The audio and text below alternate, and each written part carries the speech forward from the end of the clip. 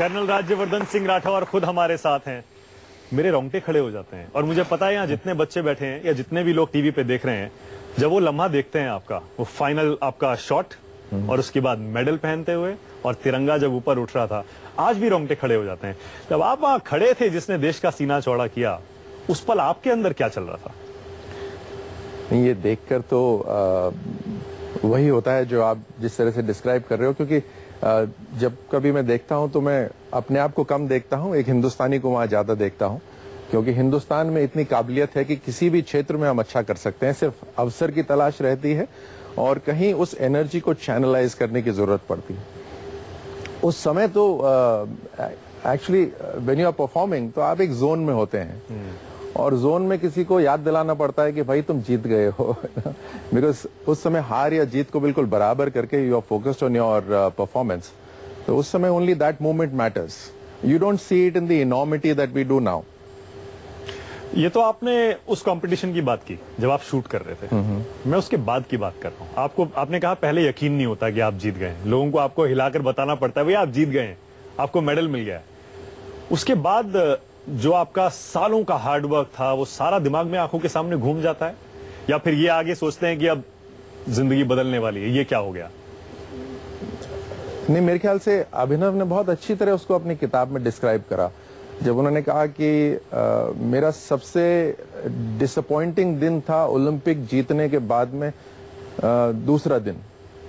पहले दिन तो ये होता है कि हाँ आपने बहुत बड़ा कुछ अचीवमेंट करा है, लेकिन उसके अगले दिन ये होता है कि अब क्या। सो इट्स अ जर्नी, सो कई सालों की मेहनत रहती है उसके अंदर और एक तरह से एक तपस्या होती है। जिस तरह से ये स्टूडेंट्स अपना करियर बनाने के लिए तपस्या कर रहे हैं, कुछ ना कुछ पाने की तपस्या कर रहे हैं और हर व्यक्ति कहीं ना कहीं एक लक्ष्य होता है, उसके लिए उस लक्ष्य के लिए काम कर रहे होते हैं। वो जर्नी महत्वपूर्ण होती है। वो लक्ष्य पहुंचने के बाद तो लगता है कि चलिए एक दिन खुशी होती है, फिर उसके बाद होता है कि अब क्या। कंधों से मिलते हैं कंधे, कदमों से कदम मिलते हैं, हम चलते हैं जब ऐसे तो दिल दुश्मन के हिलते हैं। कंधों से मिलते हैं कंधे, कदमों से कदम मिलते हैं, हम चलते हैं। लेकिन मैं चाहता हूं ये तस्वीरें हम लोग दिखाते रहें, हमारे दर्शक भी देखते रहें, यहाँ बच्चे जो बैठे हैं वो भी देखते हैं और आप भी देखते रहें। हमसे वो लम्हा भुलाए नहीं भूलता है, क्योंकि उससे पहले शायद हम एक ही इंडिविजुअल मेडल जीते थे, कर्नल मल्लेश्वरी का, उसके बाद आपका इंडिविजुअल मेडल, वो भी सिल्वर। उस समय माहौल बहुत अलग था अनडाउटेडली, मतलब जो आज का माहौल है, आज ओलंपिक टीम वहां पे गई हुई है, भारत की 119 खिलाड़ी गए हुए हैं। आज जिस नजरिए से हम देखते हैं कि एक नहीं हम डबल डिजिट्स में पदक जीतना चाहते हैं और हर खिलाड़ी जो वहां गया हुआ है वो पार्टिसिपेशन के लिए नहीं जाता, वो पदक जीतने के लिए जाता है। उस समय माहौल बहुत अलग था और मैं बात कर रहा हूँ 1998 जब मैंने शुरू करा। 1998 में मैंने सबसे पहली बार एक शूटिंग रेंज को देखा था। हालांकि मैं उस समय 28 साल का था। तो I am a very different story than most of the other sporting stories. Nevertheless मतलब 6 साल में आपने वो कर दिखाया जो लोग बचपन से करते हैं और तब जाकर कहीं कर पाते हैं, अचीव कर पाते हैं। सो उस समय माहौल बहुत अलग था। आप किसी को कहते थे कि आप ओलंपिक के लिए जाना चाहते हैं, आप तैयारी कर रहे हैं, तो मजाक उड़ाते थे लोग बाग, ऊपर से नीचे देखते थे कि, और यही उनके मन में, उनकी आंखों में यही होता था कि भाई हिंदुस्तानी नहीं जीतते वहां पर। स्पॉन्सरशिप की बात करें तो 10,000 तक रुपए नहीं मिलते थे उस समय। मेरे को एक वाकया बिल्कुल अच्छी तरह याद है, जहां मैं एक स्पॉन्सरशिप के लिए एक बहुत बड़ी कंपनी के पास गया था। उसने मेरे को सीधे मेरे मुंह पे कहा था कि हम क्रिकेट को 10 लाख दे देंगे, तुम्हें 10,000 नहीं दे सकते। क्या बात है। सो लेकिन और आपके मेडल के बाद वो कैसा महसूस कर रहे होंगे? यार 10 लाख ले लो, मान जाओ किसी तरह। लेकिन इन सब मोमेंट्स को, और न केवल ये मेरी जिंदगी में आता है, ये हम सबके जीवन में आता है, ऐसे लम्हों को, ऐसे जो हालात होते हैं, मोमेंट्स होते हैं, उनको हम किस तरह से इस्तेमाल करते हैं वो बहुत इंपॉर्टेंट होता है। किसी भी खिलाड़ी को या किसी भी परफॉर्मर को के लिए गुस्सा जरूरी है, लेकिन उस गुस्से की जो एनर्जी है उसको चैनलाइज करना जरूरी है कुछ अचीव करने के लिए, ना कि वहीं बिखेर देने में। आप गुस्से में किसी को पकड़ लो, किसी को डांट दो, किसी पे चिल्ला दो, उससे बात नहीं बनती। अब उस एनर्जी को कुछ हासिल करने की जो एक इच्छा शक्ति होती है, उसको चैनलाइज करके अपने सेल्फ डिसिप्लिन करके और उस दिशा में आगे बढ़ना बहुत जरूरी है। आपका फाइनल शॉट हो गया, आपको झकझोर कर सबने बता दिया आप जीत गए हैं मेडल, आप जीत गए हैं। नहीं, यहाँ पे थोड़ा सा फर्क है। थोड़ा फर्क है। मैं जब फाइनल्स में गया तो मैं 5th था और पूरे फाइनल्स के दौरान एक मेरे में ये एक ऐसा एहसास था कि अगर मैं फाइनल्स में जाऊंगा तो मैं जीतूंगा। ये फाइनल्स में पहुंच गया तो लगातार मैं टारगेट हिट करता रहा और मुझे बाकियों का भी स्कोर पता था और फाइनल शॉट मुझे पता था कि मुझे दोनों टारगेट मारने हैं और दोनों टारगेट के मैं मार लूंगा तो सिल्वर मेरा पक्का है। तो वहां मुझे पता था कि मैं जीतने वाला हूं and I had to shoot the last 2 targets which I did. या उसके बाद मैं समझना चाह रहा हूं अभी भी कि आपके जहन में क्या चल रहा, क्योंकि हमने वो तस्वीरें देखी हैं, आपकी आंखें नम थी। देखिए, इससे पहले इतने बड़े लेवल पर कोई भारतीय काफी लंबे समय से नहीं जीता था और इसकी तैयारी मैं पहले से करके गया था। न केवल ट्रेनिंग की वहां जीतने की, बल्कि वहां मैं जब जीतूंगा तो मेरे साथ में क्या होगा। तो मैं तिरंगे झंडे को चुपचाप से मैंने सुबह बैग में रखा था ताकि कोई देखे नहीं, लेकिन मैं क्या बात है, क्या बात है।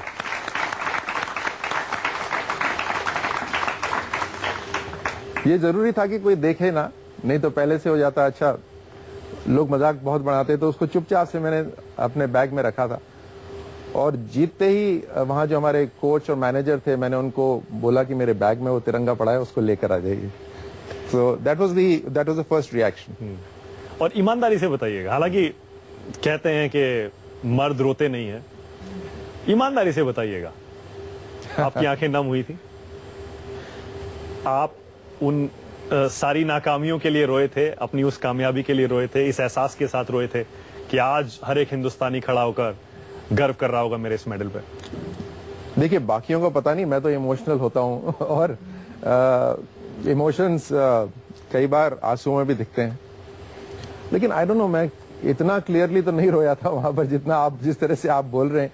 लेकिन एक इतनी बड़ी जो अचीवमेंट थी, शायद जो मेहनत थी सालों साल की और जो मुश्किलात आती हैं, जो जिस तरह की चुनौतियां आती हैं, जिस तरह की बातें सुनने को मिलती हैं अपने जीवन में, उन सब का एक तरह से एक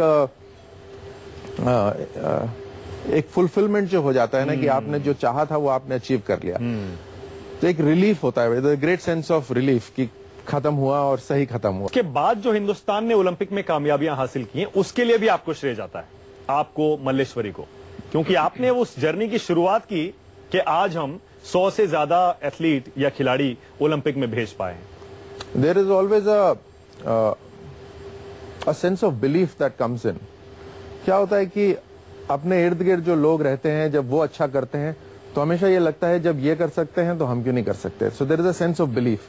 आई थिंक वो जो एक ग्लास सीलिंग थी वो उस समय टूटी और ये सब में ये यकीन आया कि हिंदुस्तानी आराम से कहीं पे भी जीत सकते हैं, और वो सिर्फ स्पोर्ट्स तक ही लिमिटेड नहीं है, वो हर क्षेत्र में है।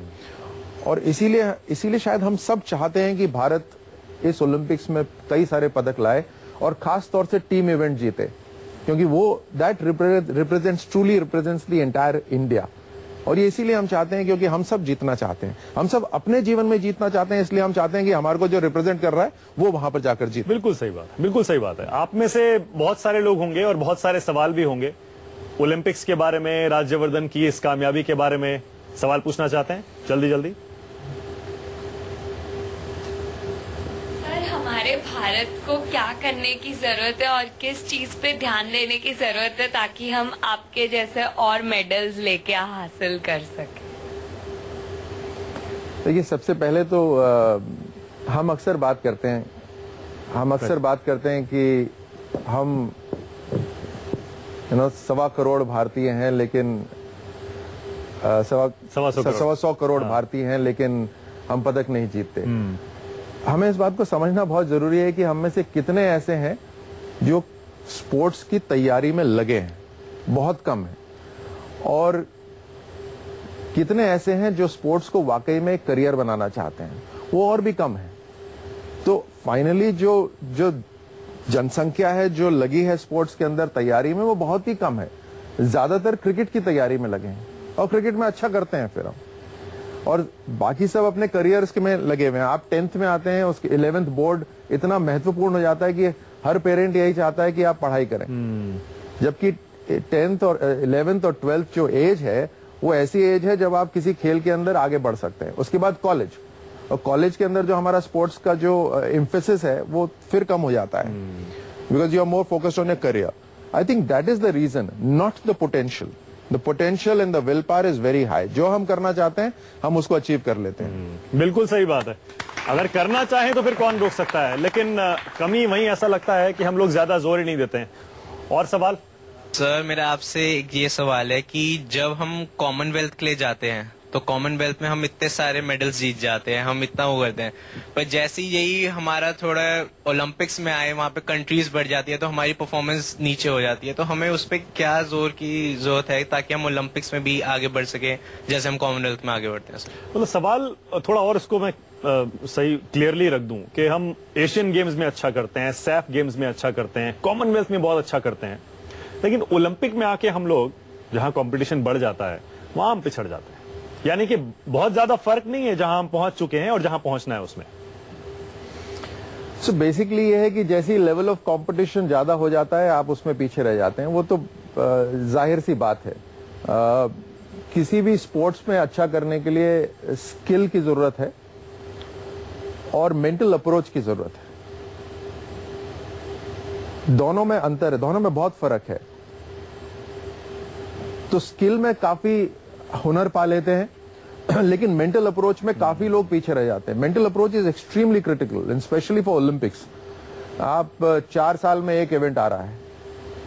आप क्रिकेट को देखिए तो पूरे साल में आप 15-20 मैच खेलते हैं कम से कम। एक में अच्छा नहीं करेंगे तो दूसरे में अच्छा कर लेंगे। इसमें एक ओलंपिक में अच्छा नहीं करेंगे तो 4 साल के लिए इंतजार करना पड़ेगा।